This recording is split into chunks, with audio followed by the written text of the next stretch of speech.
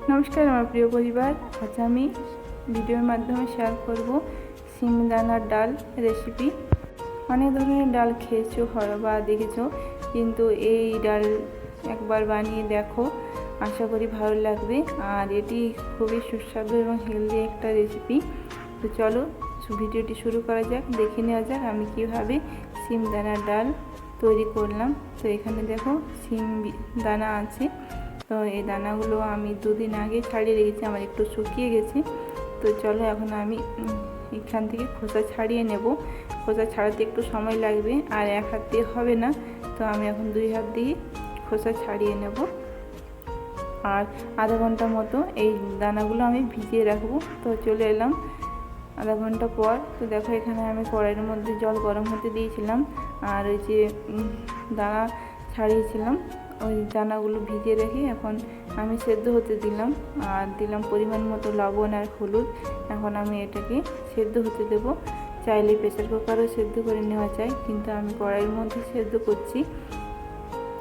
তো এখন এটা সেদ্ধ হতে থাক, তারপর ফিরে আসছি কিছুক্ষণ পর। তো সেদ্ধ হয়ে গেছে, দেখো সেদ্ধ হওয়ার পর আমি হাতার সাহায্যে একটু ভেঙে নিয়েছি, আধ ভাঙা করে নিয়েছি এইভাবে। তো একেবারে পেস্ট করব না, একটু দানা দানা রাখবো, তাহলে খেতে কিন্তু অনেকটাই সুস্বাদু লাগবে আর অনেকটা তরকারির মতো মনে হবে। আর এখানে দেখো একটা টমেটোর একটা পেঁয়াজ কুচিয়ে নিয়েছি, আর এখন আমি ফোড়নে দেব। তো তার জন্য আমাকে এখন কড়াইতে তেল দিতে হবে।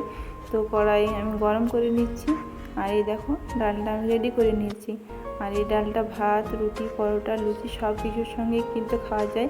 খুবই টেস্টি একটা ডাল বলতে পারো, আর তার সঙ্গে হেলদিও। তো দেখো এখন আমি কড়াইয়ের মধ্যে তেল দিয়ে দিলাম। এখন আমি ফোড়নের জন্য দেব গোটা জিরে।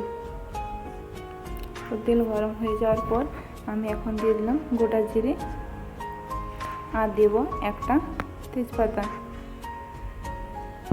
আমি এখানে শুকনো লঙ্কা ব্যবহার করছি না, চাইলে শুকনো লঙ্কা ব্যবহার করতে পারো। তো এখন আমি দিয়ে দিলাম কুচিয়ে রাখা পেঁয়াজ। তো পেঁয়াজটা একটু ব্রাউন কালার হওয়া পর্যন্ত একটু ভেজে নেব। তো এটাকে লো আঁচে ধীরে ধীরে ভেজে নেব, যাতে পুড়ে না যায় সেদিকে খেয়াল রাখতে হবে। তো আমি এখন এটা ভেজে নিচ্ছি পেঁয়াজ।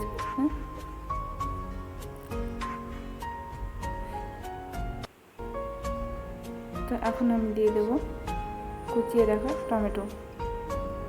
তো একটা টমেটো দিয়ে দিলাম, ছোটো ছোটো করে কুচিয়ে রেখেছিলাম।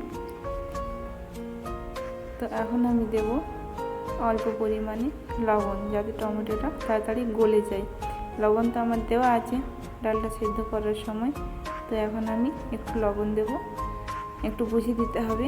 আমার সেদ্ধ করার সময় লবণ দেওয়া আছে, টমেটোটা জাস্ট গলানোর জন্য একটু পরিমাণে দিলাম।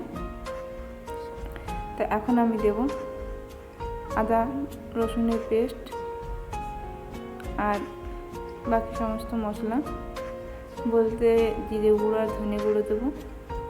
সেরকম কিছুই মশলা দেব না, ওই জাস্ট জিরে গুঁড়ো আর ধনে গুঁড়ো দিয়ে আমি এখন টমেটোটাকে একটু কষিয়ে নেব, একটু সেদ্ধ করে নেব। তো দেখো একটু নাড়াচাড়া করে টমেটোটা গলানোর চেষ্টা করছি, কিন্তু একটু জল দিতে হবে। তো এখন আমি একটু জল দিয়ে আর ঢাকা দিয়ে টমেটোটা একটু গলিয়ে নিলাম। তো আমার টমেটোটা দেখো গলে গেছে। এখন আমি দিয়ে দিচ্ছি সেদ্ধ করে রাখা ডাল। তো এটাকে ভালোভাবে এখন আমি মিশিয়ে নেব। এখন একটু হাতার সাহায্যে শিম দানা যে গোটা গোটা দানাগুলো আছে সেগুলো একটু ভেঙে নিচ্ছি, আধো আধো করে নিচ্ছি। এতে কিন্তু খেতে দারুণ লাগবে, যখন মুখে পড়বে খুবই সুন্দর লাগে খেতে, অনেকটা তরকার মতো বলতে পারো।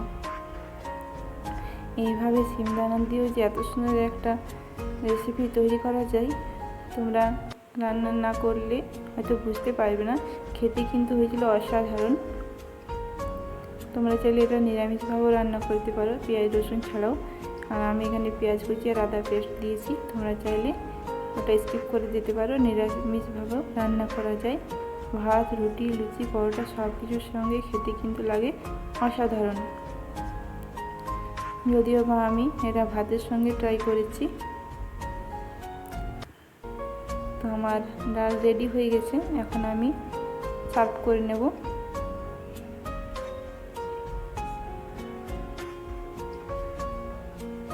তো বন্ধুরা, আমার রেসিপিটি তোমাদের কেমন লাগলো অবশ্যই কমেন্টের মাধ্যমে জানিও। আর চ্যানেলে নতুন বন্ধু হয়ে থাকলে চ্যানেলটি সাবস্ক্রাইব করে পাশে থাকার অনুরোধ রইল। বেল আইকনটি প্রেস করে দিও যাতে নতুন ভিডিও ছাড়ার সঙ্গে সঙ্গে তোমাদের কাছে পৌঁছে যায়।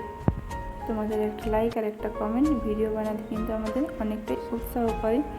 তো ভিডিওটি শেষ পর্যন্ত দেখার জন্য জানাই অনেক অনেক ধন্যবাদ আর অনেক অনেক ভালোবাসা। তো বন্ধুরা, ভিডিওটি আজ এ পর্যন্তই রাখছি। সকলে ভালো থাকবে, সুস্থ থাকবে, সাবধানে থাকবে। আবারও হাজির হব নতুন একটা ভিডিওর সঙ্গে তোমাদের সামনে। Ta-ta, bye, thanks for watching.